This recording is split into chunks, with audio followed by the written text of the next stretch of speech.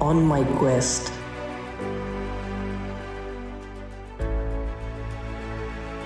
To find the one true love. This time, I'm on my way to...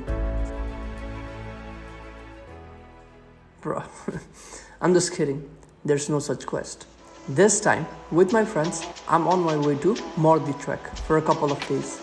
Mordi Trek is one of the most famous treks of Nepal. The goal on this trek is to reach Mordi viewpoint at the height of 4200 meters, where you see gorgeous view of the mountain ranges, or you can go further at Mordi Base Camp at the height of 4500 meters, for which the weather should be very favorable. This time, we reached Mordi viewpoint. To all my non-Nepali viewers, I'm really sorry that this entire Mordi series will be in Nepali.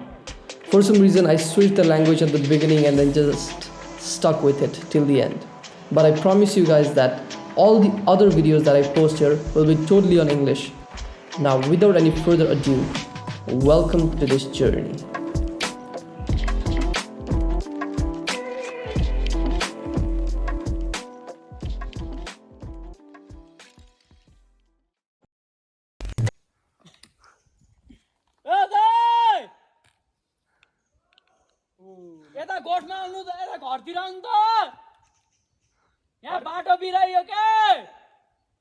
Wait a second. Let's start from the beginning.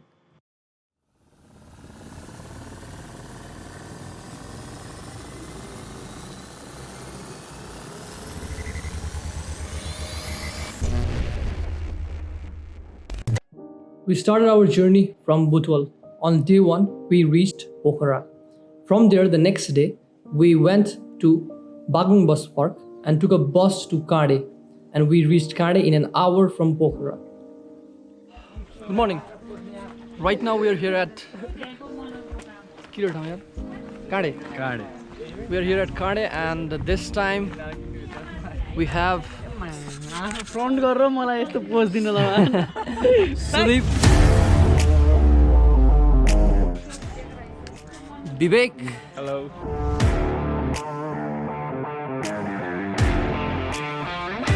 You guys know Sandesh? Sapagai. Sandesh Sapagai. And yeah, this is our team for Mordi Trek. And right now we are here at Kade. We just arrived like 20 minutes earlier. And we had a slight breakfast. And this is also the way from where you can go to Australian base camp. And we are here right now. This is Kade, and on the way we'll go through Australian base camp, and this is the place where we'll have our lunch, Pothana. And for tonight, our destination is Forest Camp.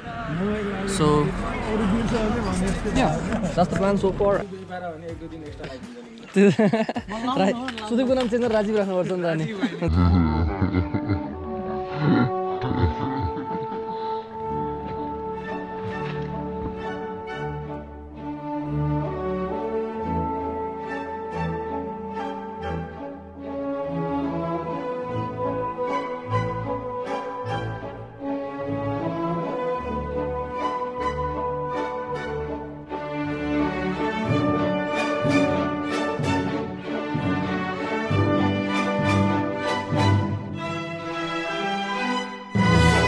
One eternity later. चाहिँ मार्देको लागि यहाँबाट start गरेको हम म चाहिँ अब यहाँको guide हाम्रो एकदम अग्रसर अग्रपंक्ति अग्रज भन्दिनु अग्रज विदेशी नागरिकलाई लिएर कोही डार्टमथको यता युएस यिनी पनि किन भिजा लाग्यो गाइस कमेन्टमा कङ्ग्रेचुलेसन्स लेख्नुपर्छ कमेन्ट चाहिँ नहाल्नु र सुदीपको कतिमा ट्रेक हो यो यिनी छन् हाम्रो एकदम प्रो ट्रेकर 7 हो कि 6 हो कि 7 हो 7 छैन 7 होला यिनी यहाँ डेब्यू हान्दैछन् यो ट्रेकबाट राम्रो एकदम सन्देशको पनि डेब्यू होइन यो ट्रेक दुई तीन चोटी मा गफ लादैन गफ हान्न मिल्दैन के गफ लान भिडियो हेर्दै आइसकेको छ नि दाइले हिजो रात प्रिपरेसन चाहिँ रातभरि ट्रेकको भिडियो हेर्नु होला ट्युटोरियल हेर्दै हिँड्ने कसरी भनेर उनीहरूलाई चाहिँ सासको समस्या हुनसक्छ होइन तर मैले चाहिँ गाडी गर्छु नाच्दिनँ र यो चाहिँ मेरो कति यार पहिलो तेस्रो ट्रेक यार एबिसी थोरङ ला पास अनि अब मर्दी बेस क्याम्प र यसका साथै हामीले चाहिँ बेला बेला अपडेट गरिरहेका हुन्छौँ। अहिलेको लागि हाम्रो यात्रा सुरु भएको छ।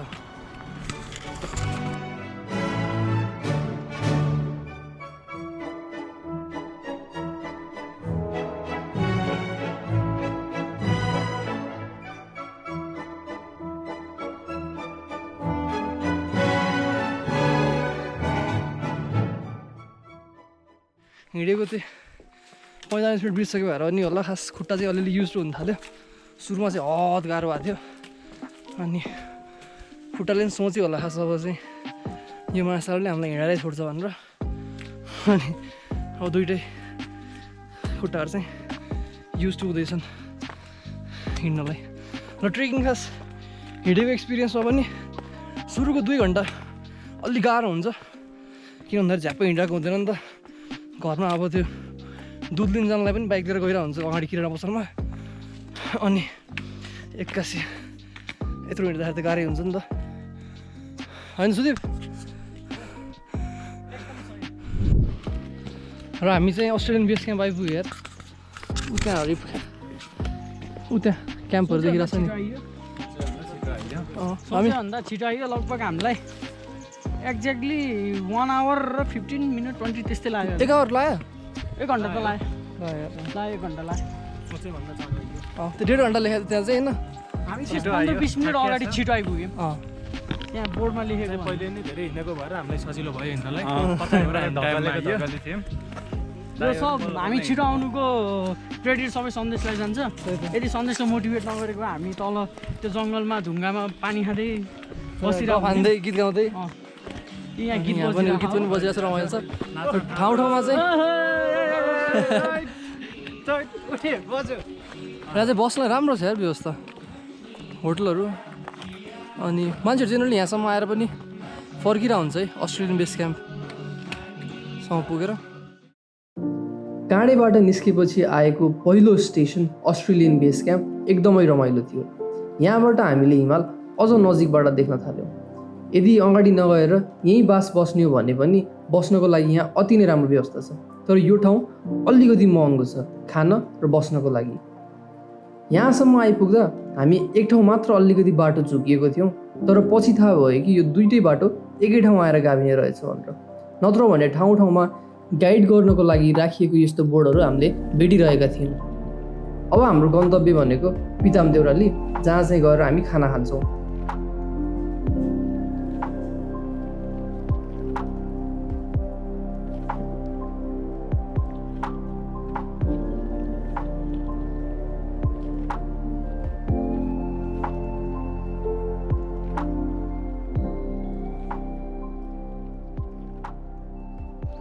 र हामी 12:15 बजे पिताम देउराली आइपुगेको छ र सानो ठाउँ ठाउँमा राखेको बोर्डहरूमा लेखिएको एस्टिमेटेड टाइम अराइभल चाहिँ मिलिरहेको थियो र अहिलेसम्म चाहिँ होस्। अनि हाम्रो चाहिँ खाना यहीँ हुन्छ। सादा खानालाई 450 रुपियाँ बुझाए पनि खाना चाहिँ मिठो थियो यहाँ। र यदि कोही बाइकमा आउन इच्छुक हुनुहुन्छ भने पनि यो ठाउँसम्म चाहिँ बाइक आइपुग्छ र यसपछि चाहिँ आफ्नो खुट्टाको भर हो।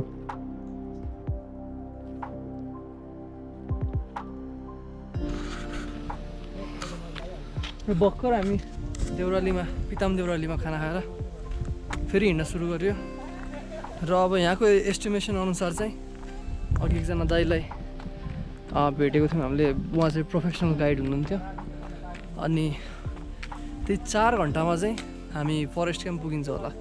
यहाँबाट आनन्दले हिँड्यो भने अलि छिटो हिँड्यो भने 3 घन्टा अनि अहिले चाहिँ 1 बजेको छ भने चाहिँ हामी त्यही 4-5 बजीतिर फरेस्ट क्याम्प पुगिन्छ। अनि अब बाटोमा खानको लागि अब पानीदेखि लिएर चक्लेट्सहरू सानो स्न्याक्सहरू सबै छ।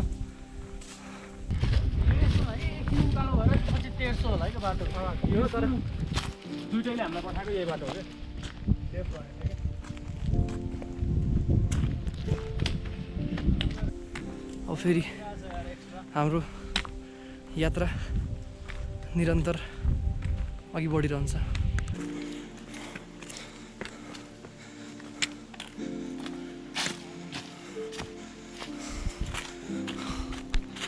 त्यो अहिलेको जङ्सनबाट फेरि 2 मिनटपछि एउटा यताबाट जाने बाटो आउँछ यो भने ठाडै उकालो गरेर जानु मिल्छ यतापट्टिको बाटो चाहिँ सम्मबाट सर घुम्नु चाहिँ पर्छ अलि बढी हिँड्नुपर्छ त्यो भएर हामी ठाडै उकालो अभोइड गर्दै साइडको बाटो हिँडेका छौँ जान चाहिँ यताबाट पनि मिल्छ है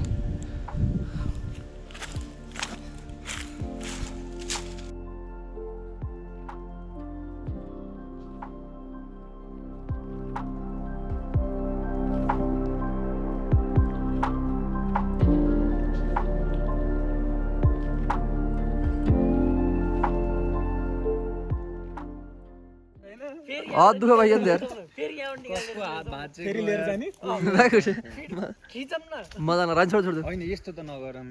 यहाँनिर के हो भन्दाखेरि पिदाम देउरालीमा खाना खाइसकेपछि अगाडि आएर चाहिँ हामीले लेफ्ट टर्न लियौँ है लभली हिलको बाटो हुँदै अनि त्यसपछि हिँड्दै हिँड्दै जाँदाखेरि चाहिँ अगाडि यस्तो पोइन्ट आइदियो कि हामी जुन बाटो हिँड्दै आएको त्यही बाटो नै फरेस्ट क्याम्प भनेर देखायो क्या त्यसपछि हामीले वाट्सएपमा मर्दीको दाइलाई फोन गरेर फोटोहरू पठाएर होइन सोध्यौँ अनि उहाँले चाहिँ तिमीहरू जुन बाटो छ त्यो बाटो नै ठिक छ बोर्डलाई चेन्ज गर भन्नुभयो अब यो यता जाने बाटो रहेछ यार उड्डेको यो कुन चाहिँ मासलाले भन्न त हुन्छ किन भिडियोमा कुनै तर भन्ने है उल्टो राख्दै उड्डेको यो बाटो भर्खर हामी जुन बाटो आइयो छ त्यही बाटो नै जाने भनेर यति देखाइदिएको यार 15 मिनट कुर्यो नि त 5 ठाउँ फोन हानेर हो कि भनेर अब यो बाटो चाहिँ यतापट्टि लुवाङ जान्छ यो बाटो सिधै रहेछ है हामी लभली हिलको बाटो हिँडेको होइन अघि त्यो लेफ्ट हानेपछि चाहिँ अनि यो अब तिनीहरूमा चाहिँ यो ख्याल गर्नुपर्छ त्यहाँ त्यति भइसकेपछि हामी त्यही सिधै बाटो अगाडि पुग्यौँ होइन अगाडि आएर एउटा यस्तो पोइन्ट आयो त्यहाँनिर चाहिँ हामी हिँडेको चाहिँ 10 बजीदेखि अहिलेसम्म 6 घन्टा भयो होइन अब यहाँ के विवाद पऱ्यो भन्दाखेरि खाना खाएको ठाउँबाट हामी लेफ्ट हान्दै यताबाट यो फरेस्ट क्याम्प जाने भन्दै होइन खाना खाएको ठाउँबाट लेफ्ट हान्दै यता फरेस्ट क्याम्प जाने भनेर आयो यो दाइहरू चाहिँ खाना खाएको ठाउँबाट राइट हान्दै फरेस्ट क्याम्प जाने भन्दै आउनु होइन अब हामी यताबाट गएको र दाइहरू उताबाट आएको यहाँ बिच बाटोमा भेट भयो क्या अब कसले बाटो बिरायो भन्ने कुरो पनि थाहा छैन हजुर त्यहाँ एरोले फेरि झन् मिस्टेक पारिदियो बिच एरोले जुन बाटो हामी आएको त्यही बाटो देखाएको छ फेरि अनि त्यो बाटो त्यो एरोको फोटो खिचेर हामीले वाट्सएपमा यहाँको दाइलाई सोद्धाखेरि त्यो एरो कुन चाहिँ मूर्खले उता फर्काइदिएछ भाइ तिमीहरू जुन बाटो छ त्यही बाटो सही छ भनेर नि भन्नु फेरि अब चाहिँ फोन गर्नको लागि नेटवर्क पनि नभएको हुनाले चाहिँ हामी लोकललाई खोज्दै अगाडि बढ्यौँ त्यो दुइटा दाइहरूलाई पनि लिएर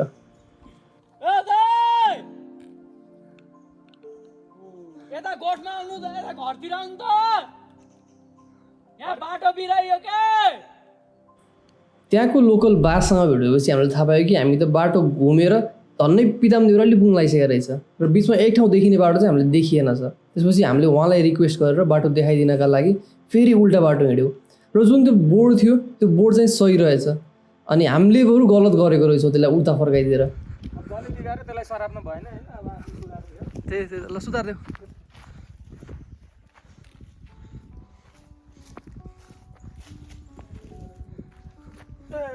दाइ हेर्नु त यहाँ कसले बिगार्दिएर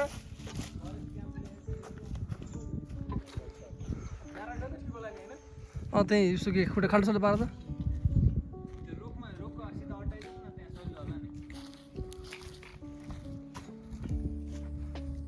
पहिला नि यही गाडी जस्तो फट्ट गाडी त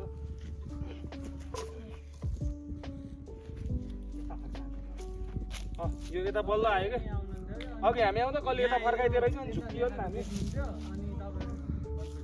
पछि थाहा भयो कि उतापट्टि कर्नरमा चाहिँ एउटा सानो बाटो रहेछ उता जाने र यसमा चाहिँ हामी मात्र नभएर अर्को एउटा ठुलै ग्रुप पनि झुकिएको थियो कस्तो हावा हो कि यहाँको मान्छेहरू कमसेकम एटलिस्ट एउटा बोर्ड त राख्नुपर्छ नि हाम्रो हामी मात्र झुकेको होइन अरू त्यत्रोजना पुरै ग्याङै झुक्या छ यार अब अर्कोचोटि यताबाट कोही आउँछ भने चाहिँ ख्याल गर्नु पऱ्यो अघि हामीले लेफ्ट हानेको बाटो चाहिँ आयो भने यहाँसम्म आएपछि यो छाप्रो चाहिँ हाम्रो यो बाटो ख्याल गरेर अनि बस्नु पऱ्यो अब यसै बढी हिँड्नुबाट हामी यहाँ 3:30 बजी आएको ठ्याक्कै 2 घन्टा बढी हिँड्यो नि त 3:30 बजी आएर यो ढिकमा बसेर चोखो पाइ खाएर गएको थियौँ अनि म सन्देशलाई भनेको थिएँ ऊ त्यहाँ गएर खाम भनेर भनेको थिएँ होइन सायद त्यहाँ गएको भए ऊ गरिन्थ्यो होला अनि तर हामी फेरि यहीँ आउँदाखेरि थाकिसकेको थियो अनि ब्याक 3 मिनट पनि को हिँड्छ यहीँ बस्छौँ भनेर सन्देशले भने होइन अनि हिँड्यो 3 घन्टा बढी अब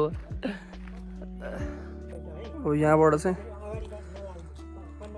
यतापट्टि रहेछ यो बाटो यो छाप्रोलाई चाहिँ ख्याल गर्नु पऱ्यो जो पनि आउनुहुन्छ पछि यहाँबाट चाहिँ यता यो बाटो चाहिँ देखिन्न यस्तो अल्टर ठाउँमा छ नि